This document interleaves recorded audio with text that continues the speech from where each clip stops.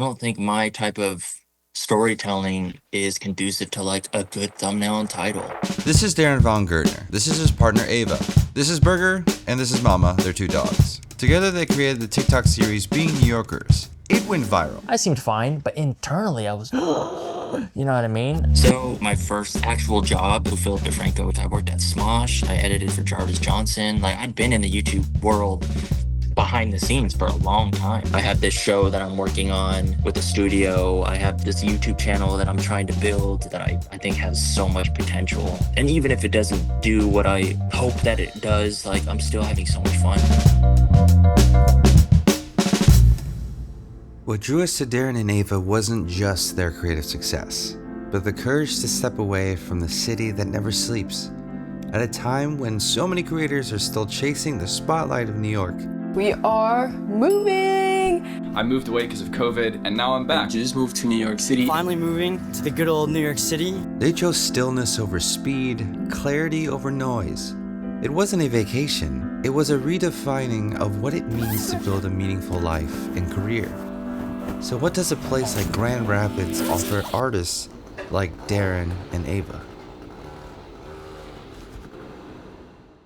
Personally, I guess probably moving to Grand Rapids, getting here safe in a home. My dogs have a backyard. I have a backyard. I have a car again. Like I'm able to really listen to music and drive around the streets like that. I've missed that since being in New York. This place has provided so much freedom and space and escape from the chaos in which like making a TV show comes with. Yeah. Can you put a pepperoni in this one? Yeah. Making this show, that's been wonderful. Doing Miles Away has been wonderful. Really like getting to a place where I don't feel like I am chasing like this. Might not even be real, like who knows what's a bot. It feels good to look at a new YouTube channel and go, oh, I got 9,000 views. Fuck yeah. Where 3 years ago, if a TikTok got 9,000 views, I'd be like, it's over with. Before I was like, I have to post because then I'll go viral. And then when I go viral, the brand will see it and then the brand will pay me. And it was like this vicious cycle. I had been making stuff with a small team or by myself for a long time. And we kind of shoot until me and my partner and my DP, like we know we got the shot and we know what we want and we know the story we're trying to tell. And when I went into this bigger production with like a crew of like 38 people, it's the first time I've ever directed that many people. The biggest lesson I took away was like, oh, filmmaking at this level is a lot of compromise. Like I have such a strong vision of what I want this show to be and what this scene was supposed to look like. But when you add that many people and that many moving parts and you're essentially on a train that will not stop until they say that's a wrap on the final day. If you miss the train, you're done. It's over with. It's gone. Collaborating and compromising on certain things is just part of it. Learning to accept other ideas. Not that I'm like ever like it's either my idea or bust, but like especially Miles Away, I'm literally just sharing my life. So it makes sense that like I have like a very strong vision of what that's supposed to look like and sound like and feel like. And I felt the same going into this show that I made with the studio, but because it's such a bigger thing, I have to compromise on certain things. Be okay with compromise. Be okay with ideas changing on the spot because there's plenty of good ideas out there. It's all part of the learning of it all. December 1st, 2020, everything changed. We're walking around the Upper West Side like, oh my God, we fucking did it. And it's beautiful. And we just decided to make a video and went to sleep, woke up, and it had like 1 million views. I was just in pure shock. I never have seen, obviously I've worked for other people who get millions of views, but never has it been something that with my face or something that we made together. We were getting like 200 views on TikTok prior to that. Evelyn was getting a little more. For yourself. Ava popped off a few times. Speak for yourself. Okay, that we were in this together. I had a couple millies. You had a couple millies. I brought you onto TikTok. You did bring me onto TikTok. Sorry, I was here like, we are. what is this TikTok thing you're doing?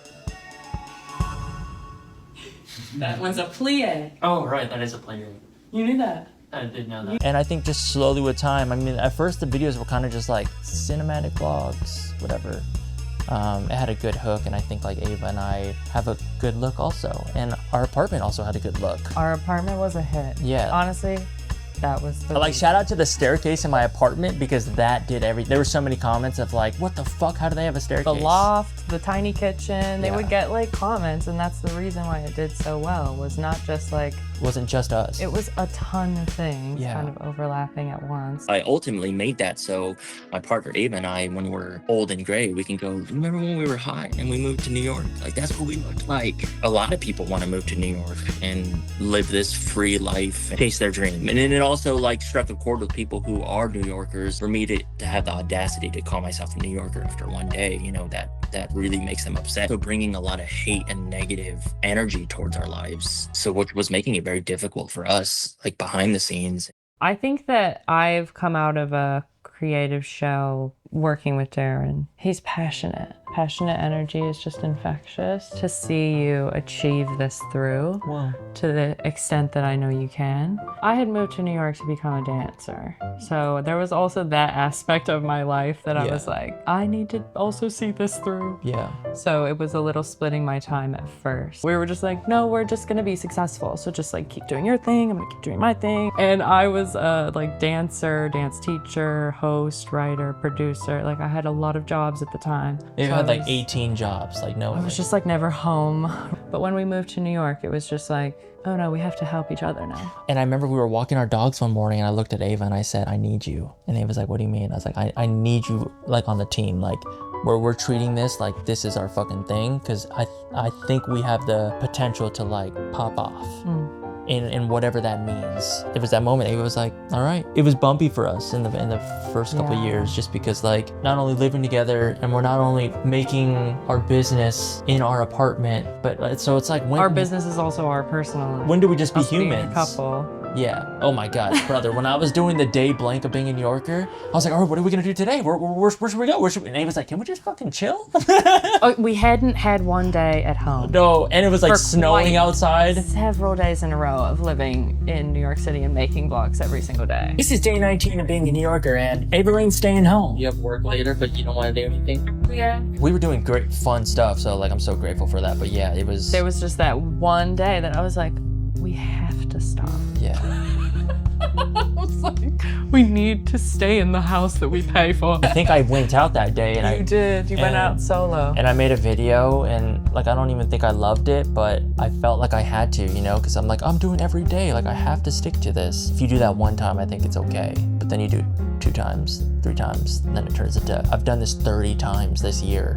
How do I actually feel? The pause happened because of the burnout from like trying to chase views and trying to like be in the algorithm, and that just, it worked for us. I mean, we're here in this moment with you in this house with all this opportunity because of the algorithm enjoying our work at some point. But at a certain point, it just stopped working, and that made me very sad. I don't want to do this anymore. I'm chasing views. Algorithm doesn't like me. Yeah, I was at the gym like, fucking why? Do I actually enjoy this? Or is it just the first time that my work has been seen by people when I've so desperately tried to get that to happen? So when it finally started to work, even if it was inconsistent, it just made me realize if I'm doing it for the validation and it doesn't work, what the fuck is the point? But it wasn't until like TikTok where I found confidence in my work. I have so many voicemails and I'm like trying to come up with an idea. I'll start kind of going away from the initial concept and I have to pull myself back. No, bring it back to truth. What's honest about this? And if I do that, then I think I made something at least that I like. But we're at a really good place. That was part of the New York hustle too. Yeah. Definitely. Everyone around you is fucking running. You're like, I guess I gotta run too. It's just energetically different there. Yeah. It's a lot. And even though I've loved it, I need a change. I want space. I want to grow. And currently, I think I've done as much growing as I can here in New York.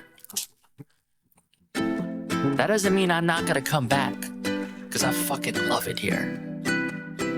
But just right now, I need something new.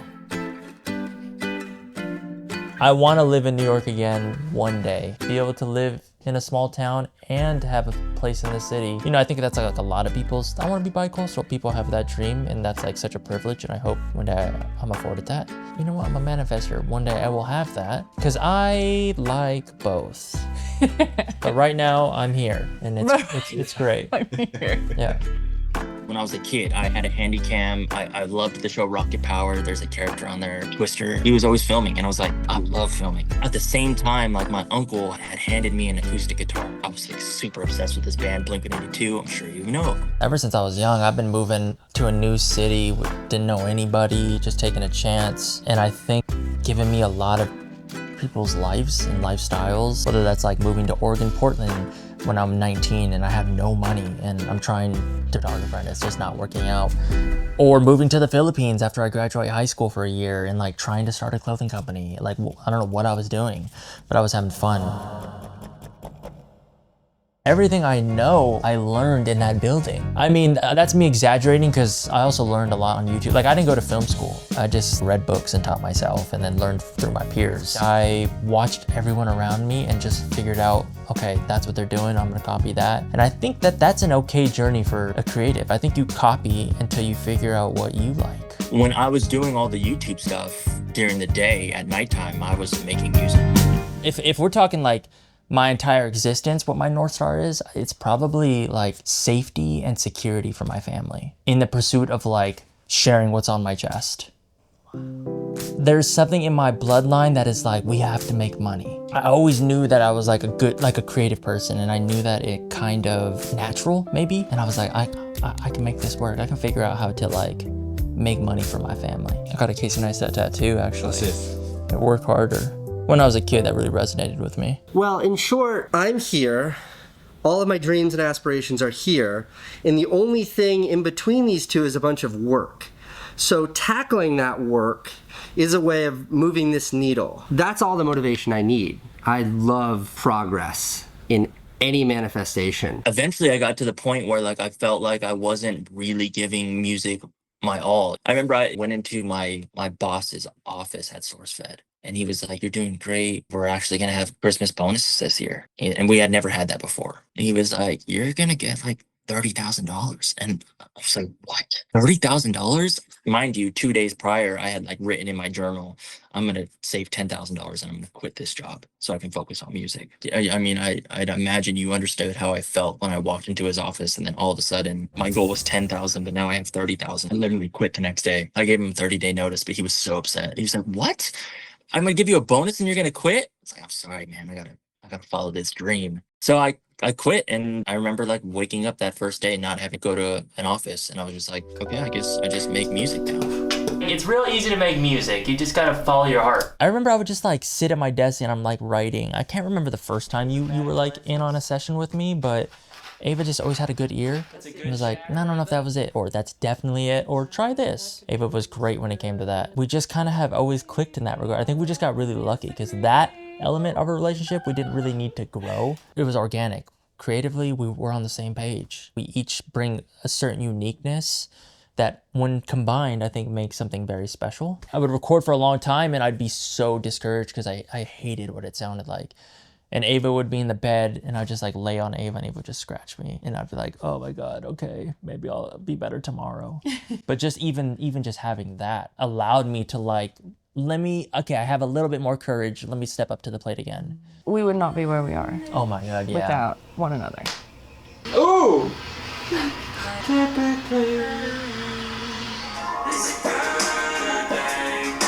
If it opens up your hips, you know it's right. My hips are open. We got one, bruh. That's how you make a song, bruh. You're my best friend. Oh, shit. You're so my best friend. Yo, oh my God. This is a huge moment for me. This is a huge moment for me. My first song ever to surpass 1 million streams. 1 million times. 1 million. Daren with White Lies. That's so fucking cool! He's by the name of Daren. He's got this song right here. It's called I'm Right, You're Wrong. Basically, he stood up for something he believed in, and he made this song about it, man. Let's go! Okay? Hey, it's 2020. You gotta stand up for what you believe in, right? I'm right, you're wrong. It's Daren. You're wrong. We don't have to talk this long. No, like, this is what I do. There was no wavering in which this was an option or not. It was just like, sure, I might be insecure about creatively where I'm at, but I'm gonna get there. You know, I was taking vocal lessons. I was doing everything in my ability. I went on a small tour that I put together. I think it was 7 shows. We drove like 3,000 miles or something. I don't know, something crazy. Like normally you wouldn't book a tour like that unless like you're guaranteed a certain amount of people's tickets every night. I played a show in Texas for like 7 people. I almost got punched by the bouncer. Like this was a crazy situation. But I did that because I was like this, if I'm gonna go, I wanna go on tour. If I only could do it once in my life, I wanna do it right now. And my brother was also a part of it. Like he drove the RV around America, which was great. It was a big decision to let it go. I was trying to be a pop artist, like straight up. And it just didn't do what I thought, you know? But it did what it needed to do. I think maybe at the time it did feel like a failure, because I remember the day we just had got into our New York City apartment. We don't have furniture yet. We're sitting on the floor like, wow, we did this. This was crazy. One of your fans organized it, but obviously I gave it to you. A bunch of people made a video about like how my music has affected them. And I'm sitting on my New York apartment watching it for the first time, and I'm just in tears. Just like moved to pieces. I'm just like weeping. I was really sad about it, but I was also very lit up. Like I knew something was gonna come, and I didn't even know what that was at the time. It proves to me that like everything, at least I believe that everything just happens for a reason, and everything is already planned out. It's just I'm just like on this journey, you know? Well, also, it's interesting because you can say like, I quit music. This man plays guitar every day, learned piano in a couple of minutes. Like Couple of minutes. We got a drum kit and he's already practicing every day. Like he's never quit music.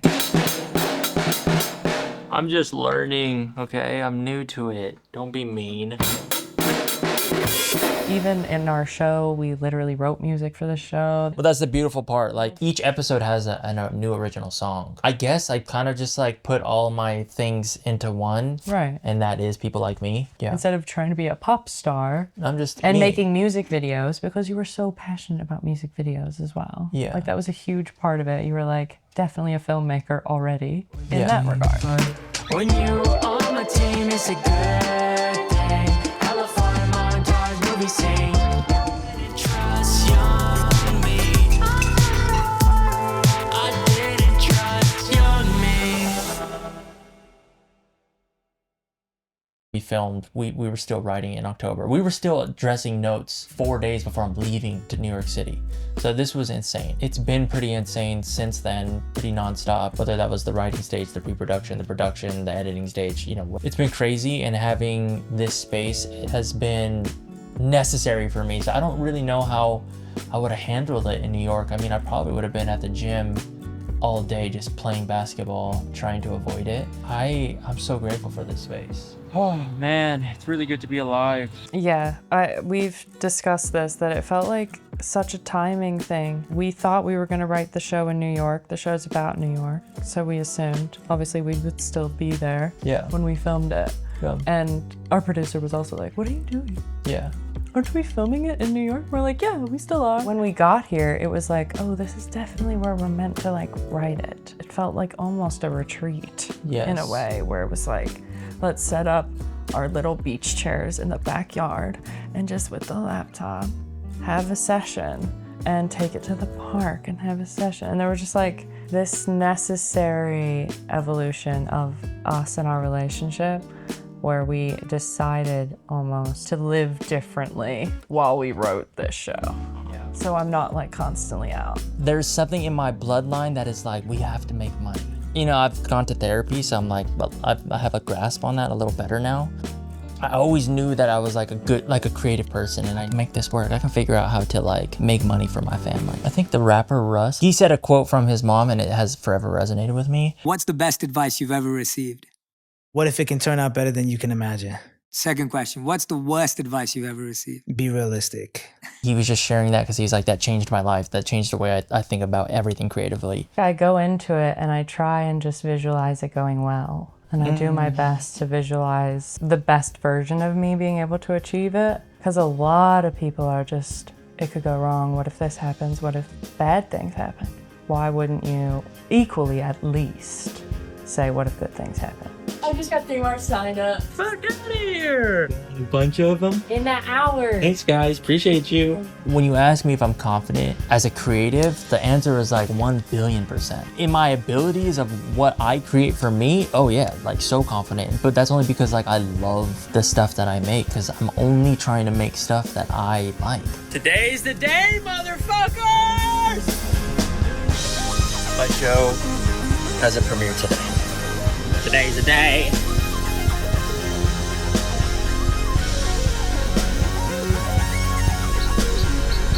Yes. 6 new songs.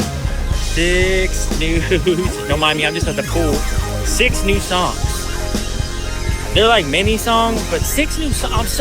I make music again. What the fuck? Oh. Hello? We are starting Creator Accelerator program for all of DC Universal.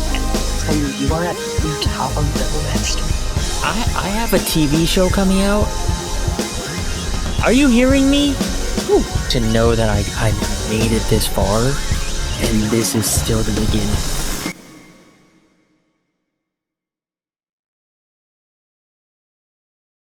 Hello. If you're new here, I'm Nate, and I'm the co-founder of this here creative studio right here in Chicago. And we're on a mission to make the internet feel smaller. Every week we share original essays and interviews with the artists, filmmakers, and online personalities impacting culture beyond the screen. We also host regular gatherings that bring our creative neighborhood together in person. And at the end of every quarter, we release an actual physical print zine featuring interviews with the iconic tech and science journalist Cleo Abram to the one and only Hank and John Green. Our next issue includes a cover story on Daren. It goes deeper on his background, why he left New York City for Grand Rapids, Michigan, and the path to creating his own streaming show on Peacock. If you'd like to read it and also support our work, the magazine is actually available to pre-order now. There's like 10 other stories in this thing from some really talented writers, plus a letter from the editor and even a crossword at the end. Anyway, you can pick up your copy today at www.powderblue.shop. Link is also in the description. That's it for today. If you made it this far, leave a storm cloud emoji in the comments and subscribe for more work from our team. See you next Sunday for episode 2.